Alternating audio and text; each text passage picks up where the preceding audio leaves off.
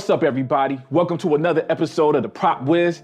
I'm your host, The Wiz. Today, I'm gonna be showing off some of my earlier work, one of my favorite pieces, and that's this Han Solo frozen in Carbonite. Now, this is one of my first life-size art pieces that I did, and this is probably one of the first things that I did outside of working with EVA foam. Before this, and after this, the 3D printer, everything I did before was either with EVA foam or just toys that I bought that I repainted and added stuff to. I take that back. I did do one proton pack using a kit that I bought from Ben & Kent. That kit was the precursor of taking these parts, putting it together, adding real world elements to it, painting it, and coming out with a dope replica. But let's be honest, a proton pack in terms of size isn't on the same level as doing this life-size thing here. So the first thing that I did was start researching where can I get the Han Solo thing? Is this something that I could do? And the answer is no. At that time, I just didn't have the skills to make a mold of Harrison Ford, but luckily there was a couple of options out there. So I did find this guy on Etsy. I'll put the link down below. Unfortunately, the last time I checked his site, he was sold out on these.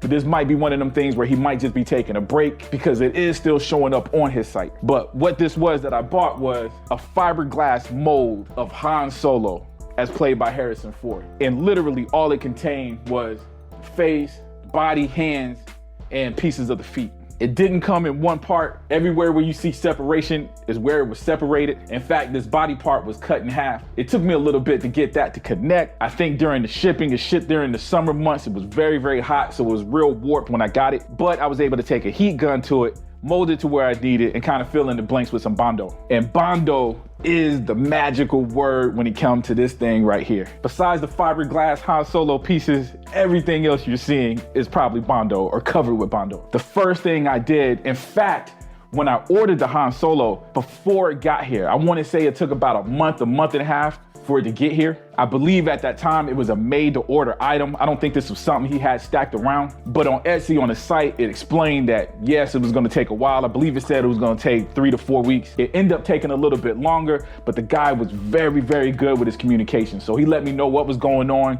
Very, very friendly, very down to earth, was very helpful. Even before I got it and after I got it, he was very, very helpful in terms of giving me advice on how to put this thing together. So if you missed a little part of that story, you probably missed the fact that I was being impatient. Before I received the Han Solo pieces, I started building this box. Luckily, there's plenty of information on the dimensions. In fact, there was a lot of templates and even kits out there that already have the side pieces that have holes already cut in it for the control panels. It was as simple as waiting for those side pieces to come in, going to Lowe's, picking up some wood. I was able to have the wood cut there at Lowe's, so I didn't have to cut it for the right dimensions. Got it back to the garage and put it together. In fact, I gotta give a shout out to my daughter, Trinity, who was extremely helpful and hands-on with helping me put this thing together. Once I got the wood frame together, which I used both gluing the seams together as well as nails to kind of secure it. And then I just used a flat MD board up under here, knowing that all of this stuff was gonna be sitting on top of it. So basically I just made a box, a rectangle box that was gonna become the Carbonite chamber. So once my Han Solo pieces came in, it probably took me about half a day to put him together on here. So I actually glued him to the MD board as well as screwing him in a couple of places to make sure that he stayed on there. And here's where the Bondo comes in. The first thing I did was covered the frame in Bondo. Basically anywhere where wood was showing, I covered it with Bondo because the idea was I didn't want it to look like wood, right? I wanted it to look like some kind of metal or carbonite. And what that did too is because the whole thing was covered in Bondo and I was sanding it, then I was able to round off some of the edges too. So there was no 90-degree angles that had any sharp edges. Everything is rounded off. Again, just sells that look of it being metal or carbonite. Okay, once I knocked out the frame, then I started working on the middle part, trying to get the Han Solo to blend in with the Carbonite chamber. So what I did was I just put globs of Bondo all around them, just huge blobs as big as I could, as uneven as possible. And then I actually took wood glue and poured wood glue on top of it to kind of fill in some of the crevices, just making the crevices more smooth. The glue also gave it a more randomness and almost alien-like, weird patterns to it. So you had the Bondo creating some patterns and then you had the glue creating these smoother patterns. So I thought it came out real cool. After that, I ended up painting them. I just used some aluminum spray paint that I actually got from Walmart. Sprayed the whole bad boy. I think I used probably about 1.5 cans of aluminum paint. I then went through and took some rub and buff and just kind of rubbed the edges with some silver. So anything that was kind of extended, the tips of the nose, the shirt, all of that just got a little bit more silver than the rest of the aluminum look, just adding dimension to the overall piece. To interject a story about my impatience also, I will say that I painted it before the glue even dried. In fact, when I first hung this bad boy up on the wall, you were able to touch certain parts. It almost felt like it was cushion or some kind of foam because the glue hadn't dried completely. With that being said, don't try that at home. Very, very bad move, very impatient on my part.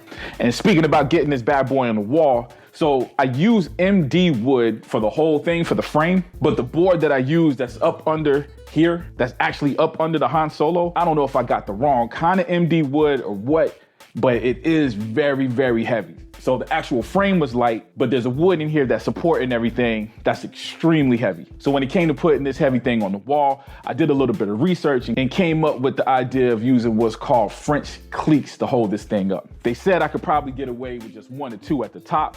I end up putting 4 of them, so I got 1 on each corner keeping this bad boy up. And of course, the cleats are actually attached to some studs in the wall for extra support. Now the control panels also got from a company on Etsy. Again, I'll put that in the link below. That's one of those things where I definitely wish I had a 3D printer at the time.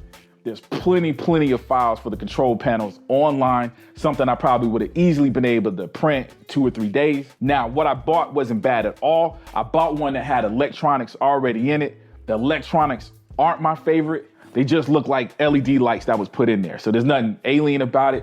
The good news is that it's on the side. I don't think nobody else would notice it or really bother anybody else. Because of where it's at, it just basically just gives you a real cool light effect. I did magnetize it, so it's something that I can take off and change the batteries if I need to. I decided to go the battery route instead of going the route of plugging this thing in. I say it took me probably about 4 months maybe to knock it out. Again, a month and a half of that was probably waiting for materials to come in. The price of this bad boy overall wasn't that bad. I think I kept it under $500. The Han Solo pieces were the most expensive. I think they were about $200, $240. And then I think I spent another $100 on the control panels. The wood coming from Lowe's wasn't expensive at all. MD wood actually is fairly cheap, at least it was at that time. So not bad. Again, one of these props online you see going for $8,000, $9,000 or more. I know Sideshow, which is one of the things that put me onto the idea of doing this, was selling a life-size one that actually came on the platform and everything. That was pretty cool. But I think I have the perfect location to hold this thing. It's looking beautiful up here on the wall. My wifey, Carolina, she actually painted this whole little area for me black, adding to the overall effect to the display. Of course, I put my Return of the Jedi down there. I got R2 here. I even got a light switch over here that got this real cool R2D2 switch cover on there, which